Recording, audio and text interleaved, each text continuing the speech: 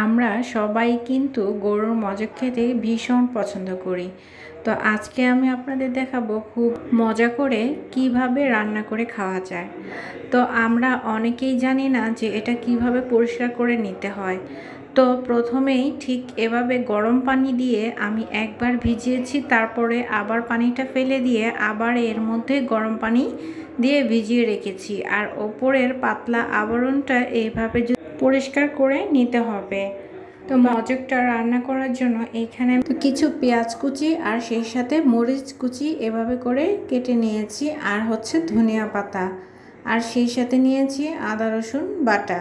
এখন গরম পানি দিয়ে ক্লিন করা হওয়ার পরে আমি এখন নর্মাল তাপমাত্রার পানি দিয়ে আবার একটু ক্লিন করে নিচ্ছি। আর অবশ্যই একটা স্ট্রেনারে ঝরা দিয়ে নিতে হবে।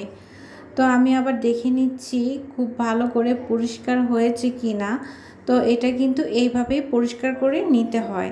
তো এখন একটা প্যানে কিছু পেঁয়াজ আর আদা রসুন দিয়েছি, সেই সাথে তেজপাতা আর হচ্ছে মরিচ। তো খুব ভালো করে আমি একসাথে ব্রাউন কালার করে নেব। যদি ব্রাউন কালারটা না হয়, আসলে হলুদ মরিচটা দিলে খুব ভালো একটা স্মেল আসে না।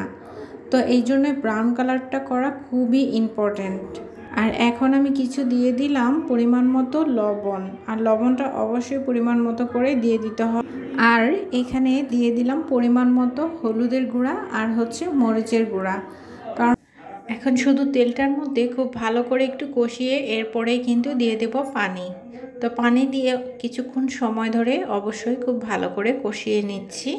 আর বন্ধুরা, এইভাবে একবার আপনারা মজক রান্না করে খেয়ে দেখুন কতটা মজার এবং কতটা লোভনীয় হয়ে থাকে।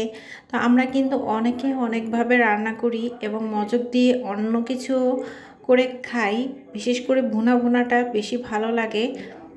আর বন্ধুরা, যারা এইভাবে রান্না করে খেয়েছেন তারা আমাকে অবশ্যই একটু কমেন্ট করে জানাবেন।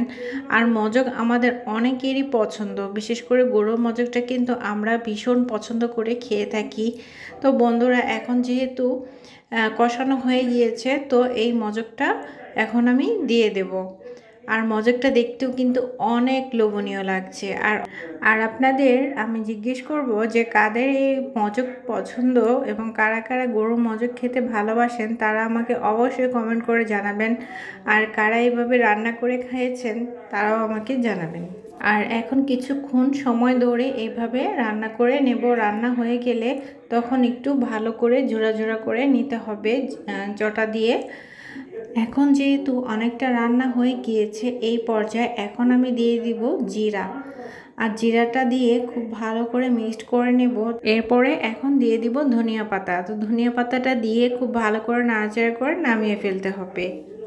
হয়ে গেল খুবই মজাদার গরুর মজক ভুনা।